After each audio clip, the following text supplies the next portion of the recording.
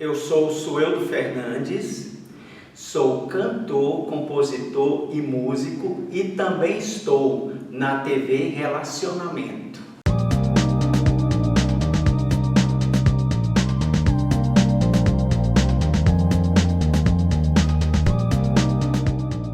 Internautas, iniciamos mais um programa Gestão Executiva. Nós tivemos a oportunidade, numa ocasião anterior, essa fantástica profissional da cidade de Goiânia nos brindar com uma entrevista sobre a área de Direito. E hoje, como ela é multifuncional, e espero que nessa vida ela ainda nos traga alegrias de tantas áreas, hoje nós vamos falar da nossa convidada, Regina Helena, como psicóloga. Muito bom te ver, viu? Olha, você, quando a gente fala assim, o poço de conhecimentos, eu vou sempre citar você. Que exagero. Um pocinho, né? Um pocinho, né? Não, mas você é muito inteligente. Parabéns. Obrigada. Conta um pouquinho para os nossos internautas como que a psicologia entrou na sua vida. Eu amo essa história, ela é muito significativa na minha vida.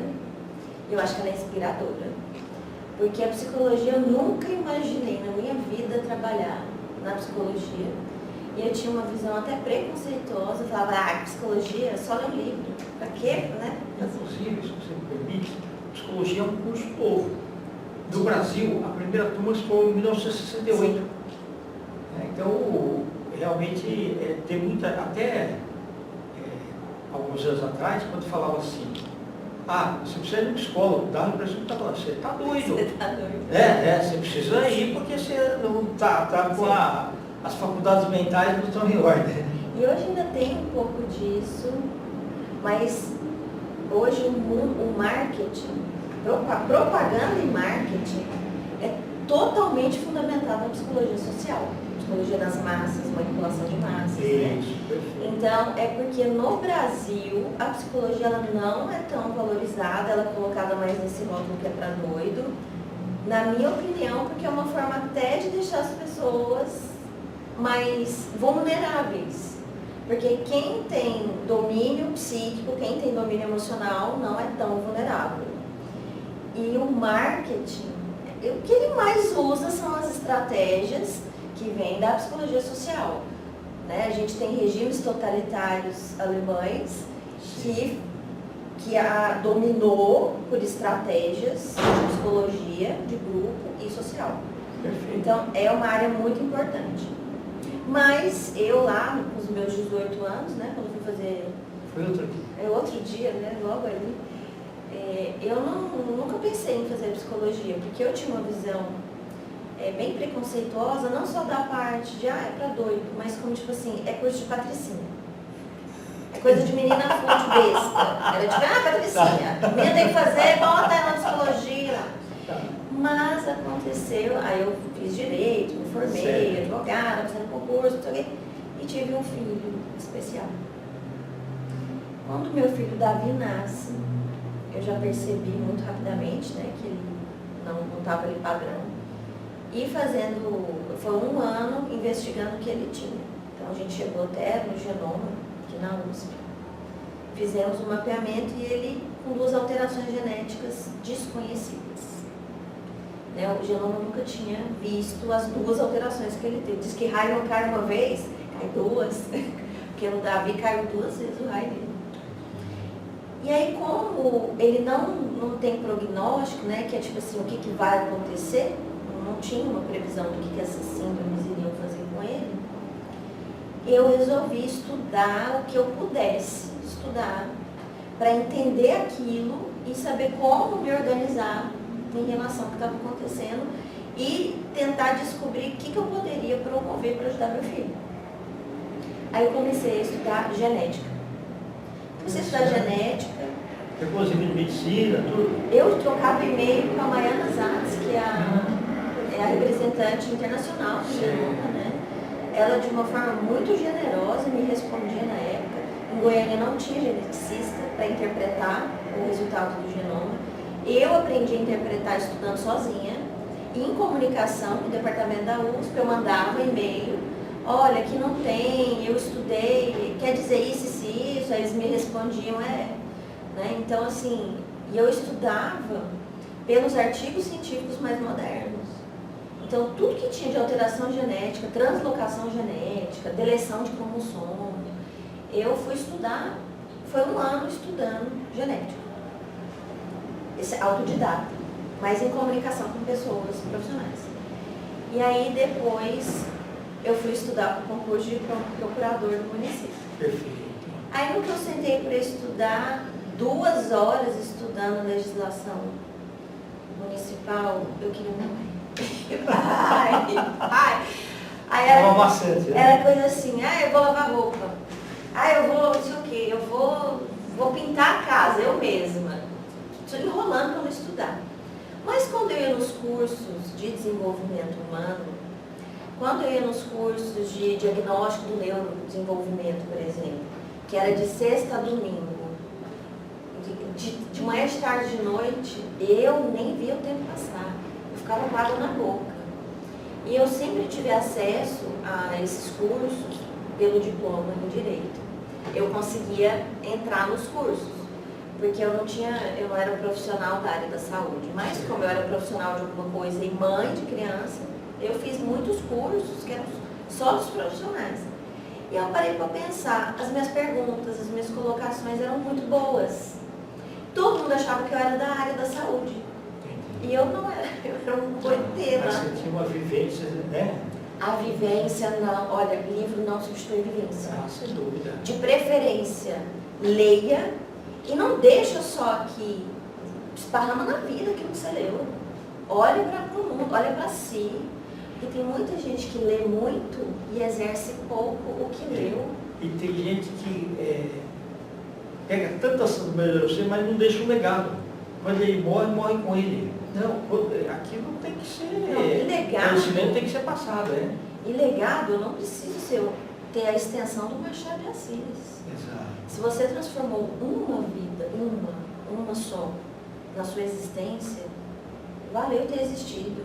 Porque como as relações humanas são em sistemas, eu estou falando aqui, ele vai chegar em casa com uma visão, vai conversar com as pessoas, com a família, tem alguém assistindo.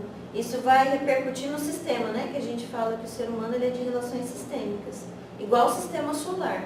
Exato. O sistema solar ele é harmônico e um planeta depende do movimento do outro para esse sistema girar. O ser humano, a gente está igual aos planetas ali. Então você abala abala todo, todo o sistema. Então, um conhecimento que você tem, que você entrega para o mundo, transforma o sistema de alguém. Uma pessoa transformada é um sistema transformado. Isso é muito importante. E aí, eu fazendo esses cursos, né? E fui estudar para o concurso e percebi, falei, concurso na área jurídica não me dá essa água na boca, né? Aí eu falei, eu acho que eu vou ter que fazer outro curso. Vou ter que fazer outro curso. E nisso entrou a psicologia. A minha psicóloga, eu fazia terapia na época, a minha psicóloga falou assim, faz psicologia. Eu falei, não, eu vou fazer biologia. Eu comecei a estudar biologia. Ela faz psicologia, é a sua cara. Eu, não, é só ler os livros. Os livros eu leio, para que eu vou pagar a faculdade? Você só lê os livros. E aí, eu resolvi ouvir minha psicóloga, meu ex-marido na época também falou, algumas pessoas perto falaram, eu falei, E a minha irmã falou, faz na faculdade que eu sou coordenadora, ela é coordenadora de arquitetura. Faz lá, porque você e minha irmã, você vai ganhar desconto. Aí eu fui, mentira, não tinha desconto. Mas eu fui e me apaixonei muito pelo curso. Eu comecei o curso em razão do meu filho, mas não para tratá-lo, para ter conhecimento, para eu saber como me adaptar e como aceitar. Foi muito para aceitar o que estava acontecendo. E aí eu me encontrei, me apaixonei. E aí eu encontrei, assim, aquele sapato confortável, que você coloca o pé e fala, esse. Meu número. Meu número. E é onde eu falei, né, quando a gente estava conversando. O propósito de vida que tantos procuram está na sua dor. A sua maior dor vai te trazer o seu propósito existencial. porque eu estava lá na faculdade, temas muito doloridos, por uma situação que para mim ela é muito dolorosa. Ter um filho especial é muito doloroso, por mais que a gente ame, a condição machuca. E ali eu me encontrei. Eu sentia prazer de estar mexendo em dores, mas resolvendo elas, né? E aí a minha linguagem ficou mais humanizada, porque eu olhei para a minha dor, eu olhei para as minhas situações. Então ficou mais humanizado. Quando eu recebo uma pessoa no consultório, eu recebo não como profissional, mas como uma humana que tem uma formação técnica em algo, mas principalmente como ser humano, né? Então, e aí caiu minha ficha, que no meu TCC de Direito, que foi indicado a publicação, vamos falar disso depois. Opa, sem dúvida. Foi sobre guarda compartilhada e os reflexos na formação da personalidade da criança. Foi 80% psicologia, 20% Você vê direito. que interessante, E você foi mais avançada naquela Sim. época. Não tinha guarda compartilhada, os juízes não deferiam guarda compartilhada naquela época. E eu já estava na visão dela. E eu trouxe aquela, não uma visão positivista legal, mas eu trouxe a visão das implicações na personalidade dessa criança, que fica privada do contato de um dos genitores, ou que fica sendo alternada à alternação. No Brasil se confunde muito guarda compartilhada com guarda alternada. A alternada não é boa. Se está Você tem que pensando... explicar as duas aí, porque tem muita gente que vai de direito e só escuta falar. A guarda compartilhada, a criança não tem um lar de referência e o outro genitor, que não é o do lar de referência, ele tem livre acesso. Então as decisões são compartilhadas, o livre acesso divide final de semana, ou se quiser encontrar fora dos termos do acordo, pode encontrar. Eu e meu ex-marido, a guarda compartilhada 100%. Eu não tenho agenda com meu filho, ele não tem agenda com o filho dele. Nós priorizamos o que o nosso filho quer. Então, se o nosso filho fala, hoje eu quero dormir com meu pai, pouco importa o que foi combinado, ele dorme com o pai. Agora eu quero ficar com a minha mãe. Então, nós respeitamos, nós vivemos 100% da guarda compartilhada. A guarda alternada, a criança fica mudando de residência. Ela tem 2 residências que ela fica alternando. Uma semana com um, uma semana com outro. Um tanto com um tanto com outro. Ela não tem um lar de referência. Ela fica dividida. Isso tem implicações nas crianças, né, menores, depois de uma certa idade não. Mas nas crianças menores, essa alternância de lar não deixa ela criar uma referência, uma base, um porto seguro. Ela fica assim, ele fica dividido. E vai ficar dividido, geralmente, entre pessoas que estão em conflito, Sim. que não estão tendo um diálogo. Eu acho que por isso que o Silvio Rodrigues fala para mim, nunca vai ter guarda compartilhada no Brasil, por causa do problema de diálogo. É onde a gente entra com a necessidade, que aí um psicólogo participa, da mediação. Né? A mediação familiar ela é muito importante para trazer uma consciência para esses pais que o casal acabou, a família não acabou. Família é pai, mãe e filho. Família não é marido e mulher. Família é pai, mãe e filho. Marido e mulher é casal. Então a separação ela coloca fim no casal. Acabou a família. Não acabou. Sinto lhes dizer, pense bem com quem vocês vão ter filhos. Porque os laços familiares desse núcleo que é a criança não vão ser desfeitos. Não vai ser seu ex-marido, sua ex-esposa, mas vai ser pai ou mãe do seu filho. Então, não é vantajoso para o seu filho, por exemplo, que você jogue pragas no seu ex-marido, porque ele é pai do seu filho. Exato. Tomara que ele arrume uma chata, tomara que ele arrume uma maravilhosa, porque ela vai conviver com o teu filho. Tomara que teu ex-marido ganhe muito dinheiro, porque quem vai dar é o teu filho. Então, essas consciências, para se instituir guarda compartilhada, para não fazer dessa situação do casal virar uma moeda de troca ou de machucar o outro, tem que se trabalhar essas consciências do casal, porque é um estudo que nem se falava em guarda compartilhada no Brasil quando eu fiz o meu TCC, e já tinham vários estudos da psicologia demonstrando como que a personalidade da criança fica mais sólida, e uma coisa que ninguém fala, como isso combate abuso sexual infantil. Porque a criança filha de pais separados, ela é um objeto mais vulnerável para o abusador. Até dessa mãe que está, né, sozinha com essa criança, homens com tendências perversas, abusivas, vão querer namorar essas mães que estão separadas, porque elas estão emocionalmente mais vulneráveis por estarem separadas e terem filhos. E aí elas entram naquela coisa de eu quero acertar dessa vez, um pai para o meu filho, e aí é onde o perverso entra e consegue manipular, fingir o comportamento que essa mulher tanto deseja, e ele não quer essa mulher, ele quer o filho, a filha dela. E aí quando a guarda é compartilhada, e essa criança ela tem acesso a pai e mãe, ela tem diálogo, e esse casal, embora tenha ruptura do casamento, mas continuam enquanto pai e mãe das crianças, até eles podem conversar, tipo, a mulher vai viajar com o namorado novo, em vez de levar as crianças para ficar dormindo com esse cara que ela não conhece ainda, conversar com esse pai, com a avó paterna, né? É muito importante. E é por isso que eu fui parar na psicologia. Muito e tem hora que eu junto os dois, né? Mas o que foi legal, que você falou, é assim, não é na zona de conforto que a gente cresce.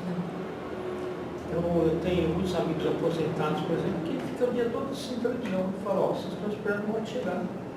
Tem que sair, tem que conversar com os amigos antigos, tem que ler livros bons, tem que assistir filmes bons, tem que... Ações sociais. Ações sociais, aproveitar tudo que eles aprenderam e, sei lá, dar palestras em escola pública, vai fazer alguma coisa em algum lugar, né? Posso falar uma coisa sobre os aposentados? Olha, para os aposentados eu quero falar uma coisa. Você já trabalhou, você já entregou para o mundo seu trabalho, sua mão de obra. Quando você aposenta, está na hora de entregar para o mundo a sua vivência de mundo. 60, 70, 80 anos de vida é muita bagagem.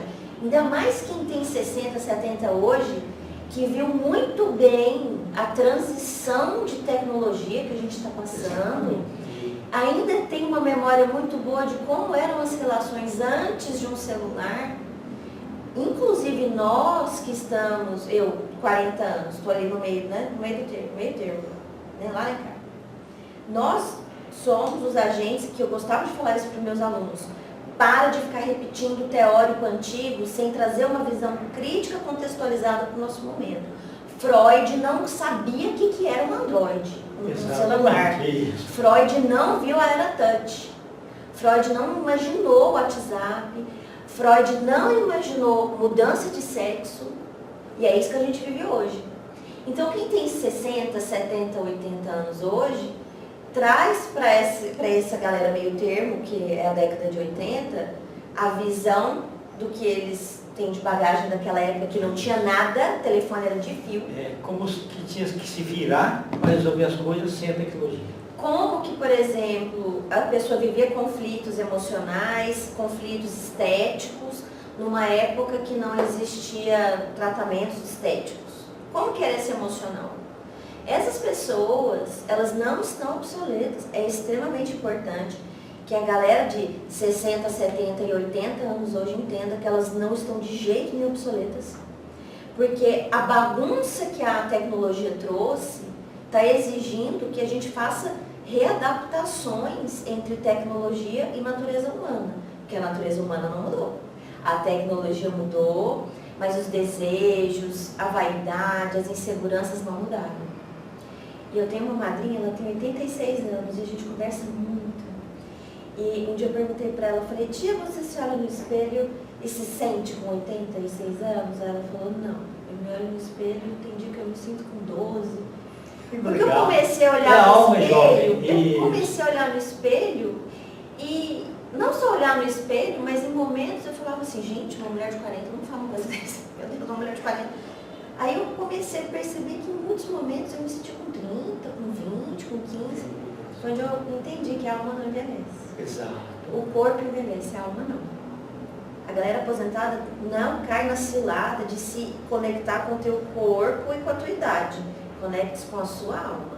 E é uma alma que tem muita vivência para compartilhar com o meu meio termo aqui, com a minha geração. Porque a década de 80 ela faz essa interface Exato. entre quem não tinha nada de tecnologia com quem já nasceu com o tablet na mão. E eu converso muito com a minha madrinha, muito. Porque eu gosto de pegar essa visão dela, né? E eu tenho um filho, embora especial, mas estuda numa escola normal, tenho os coleguinhas, e eu gosto de ficar fazendo esses encaixes, essa harmonização das gerações, porque as gerações elas vão dar num denominador comum, que é a essência humana, insegurança, medo, querer ser bonito, querer ser aceito, querer ser validado. Isso aí não muda, desde medieval é assim. Mas as configurações, né? Então, o meu apelo, o meu recado para quem está aposentado é, pelo amor de Deus, está na hora de entregar para o mundo a sua experiência de vida. A mão de obra já foi, agora a gente quer a vida, por favor.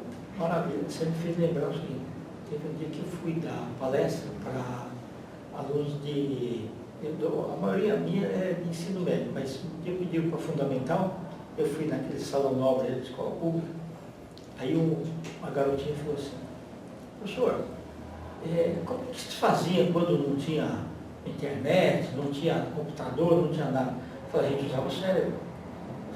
Deu um tablet, né? Como que o senhor fazia assim, TikTok para dançar? Para dançar na minha casa. Perfeito. Você poderia ter os contatos que nós vamos escrever também? Bom, o meu contato principal é o Instagram, _Antonácio. Lá pode mandar direct, eu costumo responder todos os directs. Né? Eu dou mais atenção no Instagram que o WhatsApp. O WhatsApp está muito corporativista, está muita instituição lá. Então fique à vontade de acessar, seguir e mandar mensagens, que eu adoro a interação. Perfeito. Gina, gratidão, viu? Essa moça fantástica veio de Goiânia para nos brindar com esses conhecimentos aqui e a história de vida sensacional. Então, uma história de superação, vai ser sempre com muita admiração que eu vou contar a tua história, tá? Obrigado.